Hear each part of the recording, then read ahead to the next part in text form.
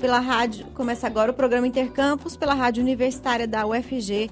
Eu sou Isaura Carrijo e você pode nos ouvir pelo rádio nos 870M, pela internet no site radio.ufg.br e também pelo aplicativo Minha UFG. A Galeria da Faculdade de Artes Visuais da UFG recebe até o dia 18 de julho a exposição Notas Visuais. A exposição do artista Augusto Benetti é composta por 30 desenhos que refletem a prática cotidiana do artista. Esses desenhos foram feitos, aliás, entre 2018 e 2019. Tratam dos mais variados temas. O Augusto Benetti tem seu trabalho focado no desenho e seus desdobramentos com vídeos, objetos e instalações. Então, lembrando, até o dia 18 de julho, na Galeria da Faculdade de Artes Visuais da UFG, que fica lá no campus Samambaia. Ouça o Intercampus também pela internet no site da Rádio Universitária ou pelo aplicativo Minha UFG.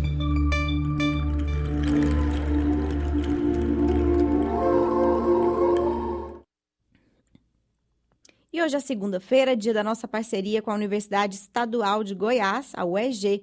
A jornalista Ana Carolina já está na linha para trazer as novidades da semana. Bom dia, Ana. Bom dia, Isaura. Bom dia, ouvintes do Intercampus. Então, vamos saber um pouquinho mais sobre as principais notícias da semana na UEG. Hoje, 15 de julho, tem início a abertura de matrículas em disciplinas isoladas nos campos da UEG. As vagas são destinadas para candidatos externos que comprovem a conclusão do ensino médio ou curso superior. As matrículas podem ser realizadas em até 2 disciplinas isoladas como aluno especial, sem vínculo com cursos oferecidos pela UEG. As disciplinas podem ser cursadas por, no máximo, 2 semestres ou 2 anos letivos, ou 1 ano letivo, consecutivos ou não, mediante disponibilidade de vagas. Os interessados devem encaminhar os documentos requeridos para o campus pretendido até o dia 19 de julho, sexta-feira. A lista com os campos da UEG está disponível no site www.ueg.br. E a Assessoria de Relações Externas da UEG, AREX, informa que estão abertas as inscrições para bolsas de estudo 2019 e 2020 no Grupo Lusófona, da Universidade Lusófona de Humanidades e Tecnologias. O programa é destinado a estudantes dos membros da comunidade dos países de língua portuguesa e Macau. O objetivo do programa é contribuir para a capacitação qualificada dos quadros superiores dos Estados-membros. O Grupo Lusófona oferecerá nos estabelecimentos de ensino em Portugal 130 bolsas para o ano letivo de 2019 e 2020.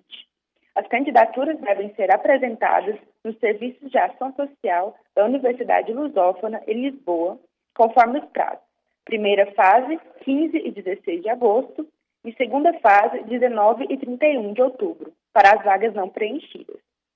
E está aberto até 8 de agosto o período para submissão de trabalhos no 6º Fórum de Mobilidade Urbana e Trânsito. O tema da edição de 2019 é Cidades e Pessoas, e o evento acontece no dia 19 de setembro, em Goiânia. O principal objetivo do fórum é discutir soluções para cidades mais inclusivas, sustentáveis e democráticas para as pessoas. As inscrições deverão ser realizadas a partir de 19 de agosto no link sobre o fórum disponível no site da UEG. Os critérios para a submissão dos resumos e outras informações estão disponíveis no edital de chamamento. E por hoje é isso, Isaura. Até a próxima semana. Tá ótimo, Ana. Obrigada pela sua participação mais uma vez aqui no Intercampus e até a semana que vem. Até. O Centro de Línguas da UFG abre inscrições para o 2º semestre. Vai até o dia 27 de julho, o período de inscrições para o sorteio eletrônico do curso de Inglês 1 do Centro de Línguas da Faculdade de Letras da UFG. O sorteio e a divulgação do resultado serão realizados em 29 de julho. A matrícula dos contemplados será no dia 8 de agosto de 2019. Vale lembrar que para se matricular no nível 1 dos demais cursos de idiomas, como alemão, espanhol, francês, italiano e mandarim, basta o interessado comparecer à Secretaria do Centro de Línguas no dia 9 de agosto desse ano, das 8 horas da manhã às 5 horas da tarde. Já as matrículas para o inglês instrumental, aquele voltado para a leitura e compreensão de artigos acadêmicos, serão realizadas a partir de 8 de agosto. No Centro de Línguas, os alunos terão a chance não apenas de estudar uma nova língua, mas de se qualificar para a vida acadêmica e profissional. Os cursos semestrais regulares têm duração de 60 horas. No segundo semestre de 2018, por exemplo, foram registradas mais de 3 mil matrículas em 164 turmas, uma média de 20 alunos por turma. O candidato a qualquer vaga no Centro de Línguas precisa estar cursando, no mínimo, o primeiro ano do ensino médio. O estudante paga uma taxa única por semestre, cujo valor varia de acordo com a categoria com a qual se inscreveu. Se for para a comunidade em geral, o valor cobrado é R$ 470. Para a comunidade universitária da UFG, o valor é R$ 375. E comunidade da Faculdade de Letras, estudantes da Faculdade de Letras, pagam R$ 235. Para saber mais, é só acessar o site da Faculdade de Letras no portal da UFG. O Intercampus volta já.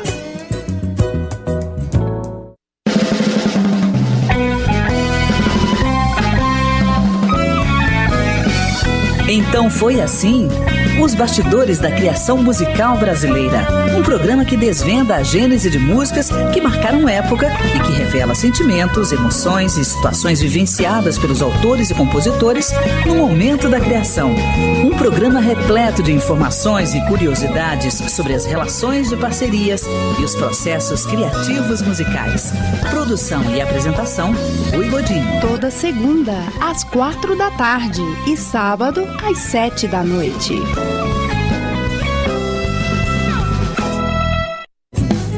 Estamos apresentando Intercampus.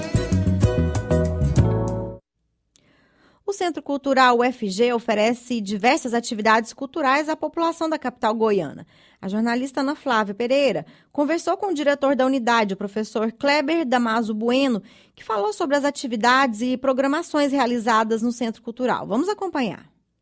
Desde dezembro de 2009, o Centro Cultural da Universidade Federal de Goiás é um importante espaço que oferece atividades culturais de qualidade à população da capital. Órgão suplementar da UFG vinculado à Pró-Reitoria de Extensão e Cultura, PROEC, o Centro Cultural UFG divulga semestralmente editais para definição de sua programação. Para nos contar mais sobre o Centro Cultural UFG, convidamos seu diretor, Kleber Damaso Bueno, professor da Escola de Música e Artes Cênicas da UFG.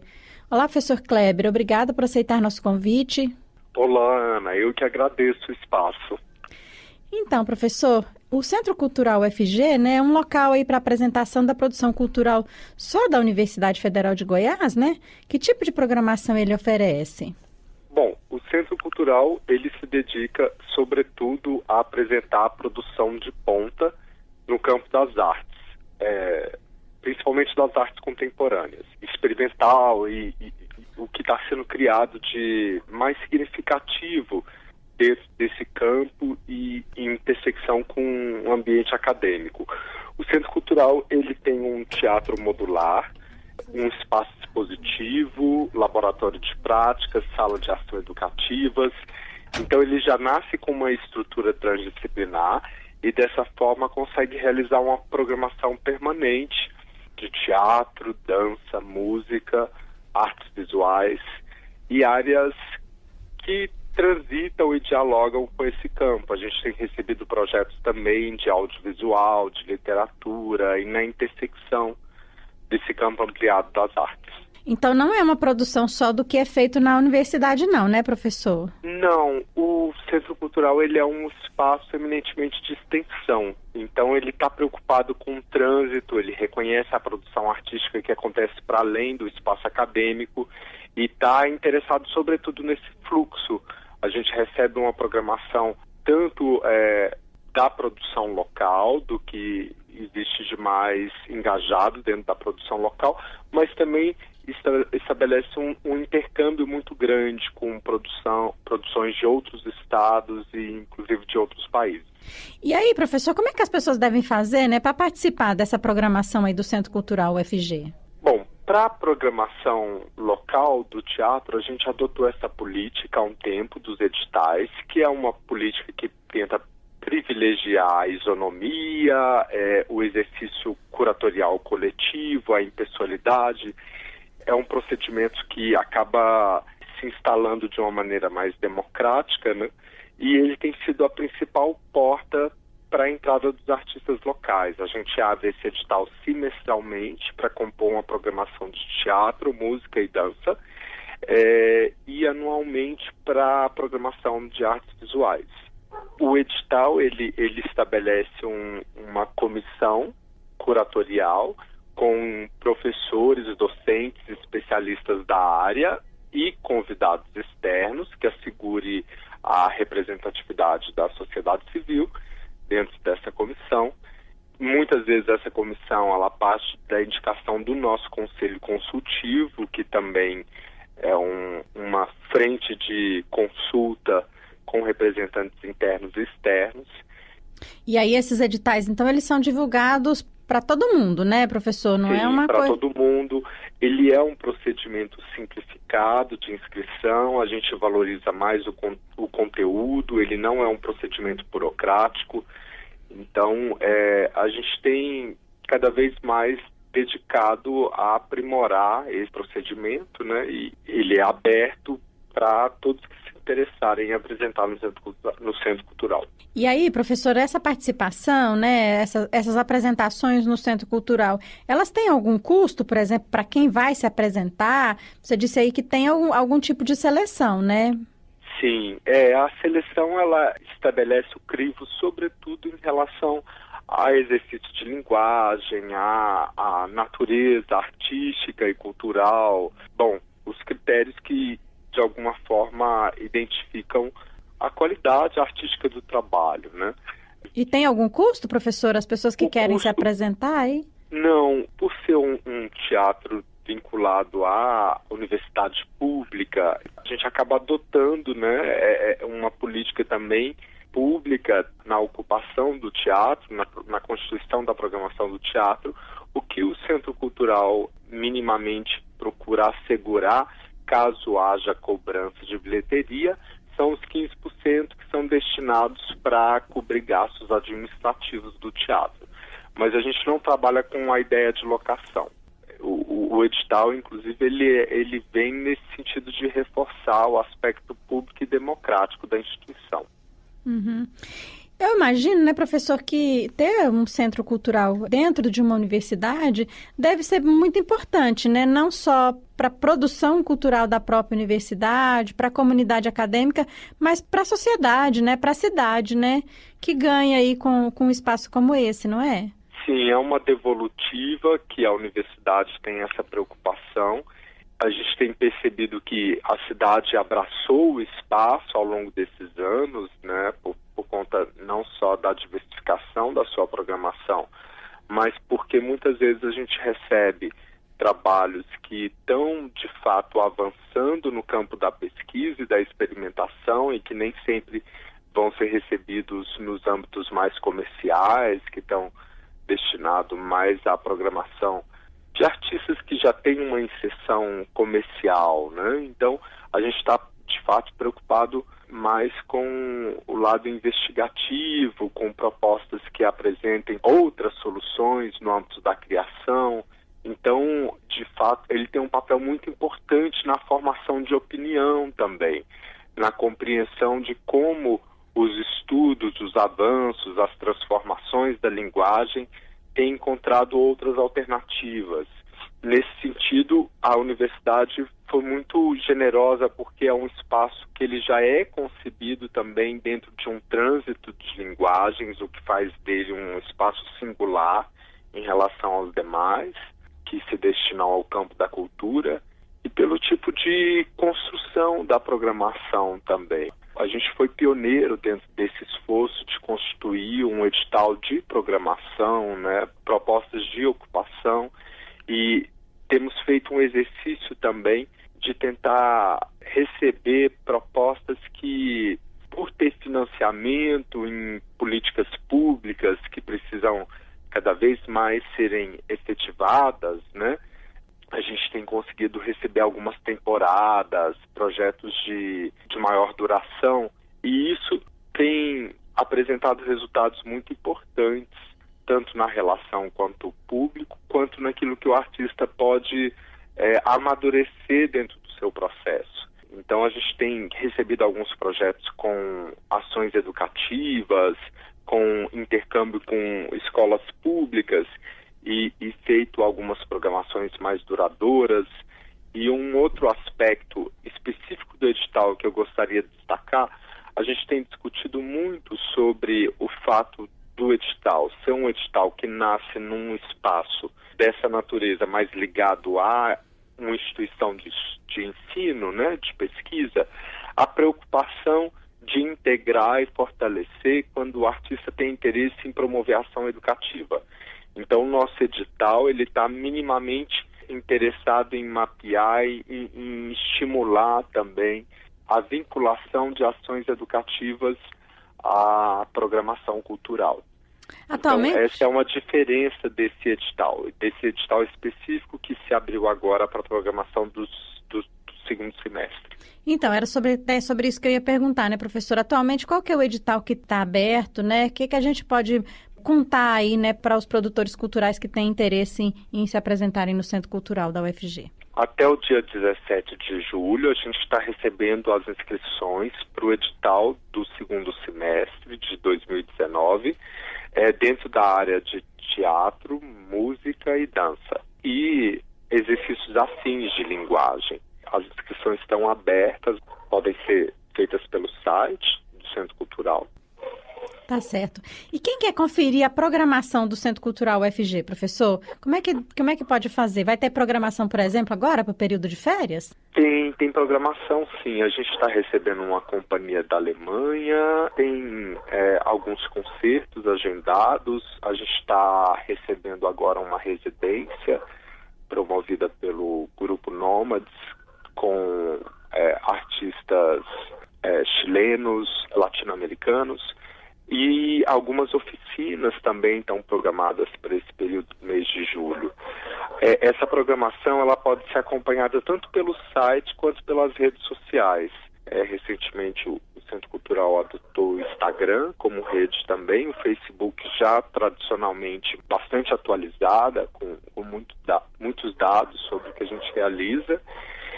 E no próprio espaço também, para as pessoas que não conhecem, fica o convite para que o espaço seja visitado, e no próprio espaço é possível também levantar mais dados, mais informações sobre a programação.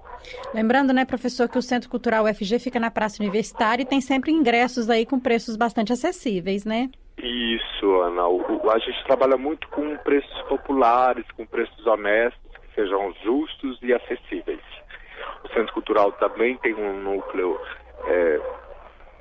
de acessibilidade. Essa é uma questão que estava no cerne da concepção do projeto arquitetônico do espaço.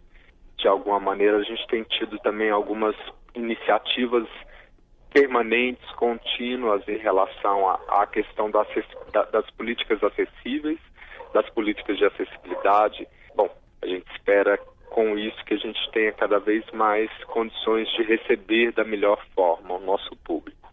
Tá certo. Professor Kleber, muito obrigada por sua entrevista aqui ao programa Intercampus da Rádio Universitária. Parabéns pelo trabalho desenvolvido e sucesso aí, então, nas próximas empreitadas, né? Eu que agradeço, fica o convite, e sempre que houver possibilidade, a gente gostaria de estar junto aí com vocês da Rádio Universitária. Com certeza, professor. Essa foi a participação do professor Kleber Damaso Bueno, da Escola de Música e Artes Cênicas da UFG, diretor do Centro Cultural UFG. O Intercampus volta já. Voltamos a apresentar Intercampus.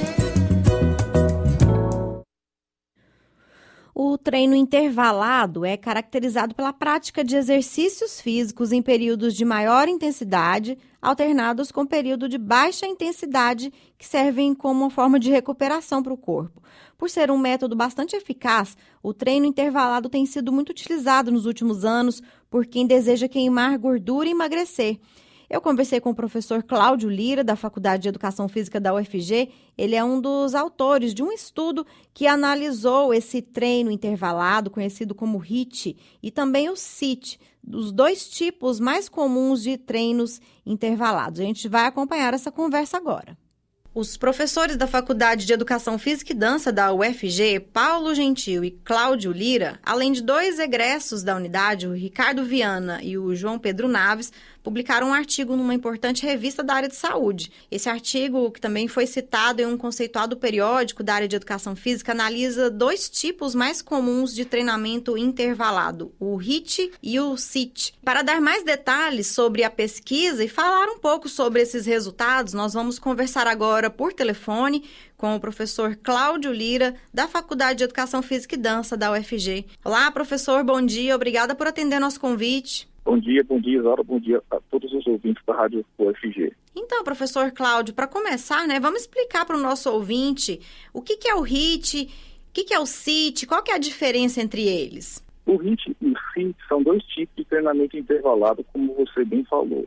O HIIT é a sigla de treinamento intervalado de alta intensidade da língua inglesa e o CIT é a sigla de treinamento de sprints intervalados. Qual que é a principal diferença? Que no HIIT nós temos estímulos, nós temos tempos de exercício que são maiores, intercalados com períodos de pausa. Geralmente, no HIIT nós temos períodos de estímulo que duram de 3 a 4 minutos. E no CIT nós temos períodos de estímulo, de exercício, que duram de 20 a 30 segundos somente, e com tempo de pausa de 2 a 4 minutos. Uhum. Então essa é basicamente a diferença dos 2 tipos de treinamento intervalado. E o que motivou esse estudo, professor? Na verdade, o que acontece é o seguinte, grande parte da população busca na atividade física um meio de melhora da saúde e basicamente de manutenção e de perda da massa corporal. E as sociedades científicas, elas preconizam que uma pessoa que queira manter o seu peso ou mesmo perder o seu peso, principalmente gordura, deva fazer um exercício que dure de 150 a 250 minutos por semana. Uhum. Mas o que acontece, Isaura? Mais de 50% da população brasileira, bem como da população mundial, são pessoas que são sedentárias. E a grande justificativa é justamente a falta de tempo. Então, uma pessoa parar a sua rotina do dia a dia para fazer 3 horas de exercício semanal, muitas dessas pessoas não conseguem. Então, o treinamento intervalado é uma maneira da pessoa se manter fisicamente ativa, necessitando de um menor tempo quando comparado com os protocolos tradicionais. Uhum. Então, a gente buscou nesse estudo, foi fazer uma meta-análise para verificar se os efeitos do treinamento contínuo tradicional de moderada intensidade com o treinamento intervalado eram similares. E aí, com base nesse levantamento, a que resultado vocês chegaram? Então, nós encontramos o seguinte, em relação à perda de peso, à perda de massa gorda, nós encontramos que o treinamento de moderada intensidade, bem como o treinamento intervalado, eles são efetivos, para a perda de massa gorda. E isso nós já sabíamos. Qual que foi o diferencial? Quando nós fizemos uma análise subgrupo, nós verificamos que aqueles estudos que investigaram um programa de exercício com CIT, nós tivemos uma perda de massa gorda maior quando comparado com o tradicional treinamento de moderada intensidade. Parece que o HIIT, virou moda nas academias, A gente vê todo mundo praticando, mas essas modalidades são indicadas para qualquer pessoa, professor? Sim, na verdade, o que acontece nas academias, e as pessoas que estão nos escutando devem ter ciência, é que o treinamento intervalado não é simplesmente chegar lá e fazer. Nós temos critérios, nós temos variáveis que devem ser controladas. Então, nós temos, no mínimo, 9 variáveis que são passíveis de controle. Então, por exemplo, a intensidade do exercício, duração do exercício, modalidade do exercício, tipo de pausa, duração da pausa e por aí vai. Com relação à sua pergunta, na verdade, literatura, nós temos trabalhos com treinamento intervalado que foram feitos desde pacientes com doenças cardíacas, passando pela pessoa fisicamente ativa, mais saudável, e chegando nos atletas de alto rendimento. Então, o que acontece é o seguinte: se a pessoa tem uma liberação médica para a prática da atividade física, ela pode sim fazer um treinamento de alta intensidade intervalado sem maiores problemas. Mas agora, que cuidados, então, que devem ser tomados? Por exemplo, a pessoa pode ser sedentária, né, e quer se aventurar aí no HIIT para tentar perder uns quilinhos, né? E o que é importante? Ter um professor de educação física do lado é essencial, né? Então, na verdade, os cuidados são os cuidados tradicionais que uma pessoa que faça exercício físico tem que ter. E aí você falou algo que é muito importante, né? É muito importante que o praticante de atividade física regular tenha uma orientação. Então, nesse trabalho que a gente publicou, por exemplo, naquela análise subgrupo que eu mencionei no começo da nossa conversa, nós encontramos, por exemplo, que aqueles estudos onde os participantes foram supervisionados, os participantes tinham um resultado maior com relação à perda de peso. Pois é, professor, esse estudo, né, que foi realizado aí dentro da Faculdade de Educação Física e Dança da UFG, teve uma repercussão, né, foi publicado em revista da área de saúde. Qual que é a importância desse reconhecimento aí para vocês? Na verdade, para a gente, né, que está na área acadêmica, dentro de uma universidade pública, isso é muito importante, né, porque, bom, primeiro, é uma maneira da gente dar um retorno para a sociedade do dinheiro que a sociedade tem investido no nosso laboratório.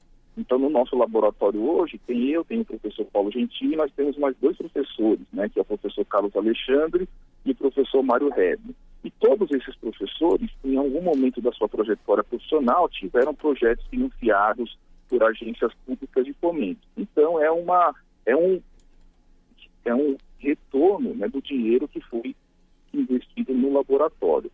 E, para além disso, quando se faz uma meta-análise, a meta-análise é um tipo de publicação que traz resultados que são considerados o topo da evidência científica. Uhum. Então, a gente mostrou de uma maneira científica os efeitos benéficos do treinamento intervalado de alta intensidade, particularmente do CIT. Ok, muito bom. Nós conversamos com o professor Cláudio Lira, da Faculdade de Educação Física e Dança da UFG. O professor Cláudio conversou um pouquinho com a gente a respeito, né, desse estudo realizado na Faculdade de Educação Física sobre o HIIT e o CIT. Esse estudo também participou o professor Paulo Gentil, além de 2 egressos, né, da unidade, o Ricardo Viana e o João Pedro Naves. Professor, muito obrigada pela sua entrevista aqui para a Rádio Universitária da UFG. Eu te agradeço, tenha um bom dia. Obrigada, bom dia, professor. Começa nesta segunda-feira a inscrição para a lista de espera do ProUni. O prazo termina na terça-feira, então tem que ficar atento. A reportagem da Rádio Agência Nacional. Quem se inscreveu para o ProUni, o programa Universidade para Todos, e não foi contemplado na lista da primeira opção, tem uma segunda chance. É a lista de espera, com inscrições nesta segunda e terça-feira. A adesão deve ser feita pela internet no site do programa. Por lá, podem se inscrever aqueles que não foram selecionados na primeira opção de curso, nas 2 chamadas, e também aqueles que foram selecionados para a segunda opção, mas que não tiveram turma fechada. O resultado da lista de espera será divulgado nesta quinta-feira, 18 de julho. O estudante selecionado deve comparecer à instituição que o convocou entre os dias 19 e 22 de julho. Lembrando que deve levar toda a documentação para comprovar as informações passadas na inscrição. Para o segundo semestre deste ano, são quase 170 mil bolsas de estudo em faculdades particulares de todo o Brasil. As bolsas de custeio de todo o valor da mensalidade serão mais de 68 mil destinadas a quem tem renda familiar bruta de até 1,5 salário mínimo por pessoa. Mais de 101 mil bolsas cobrem a metade do valor da mensalidade e são para quem tem renda familiar bruta de até 3 salários mínimos por pessoa. Da Rádio Nacional em Brasília, Sayonara Moreno.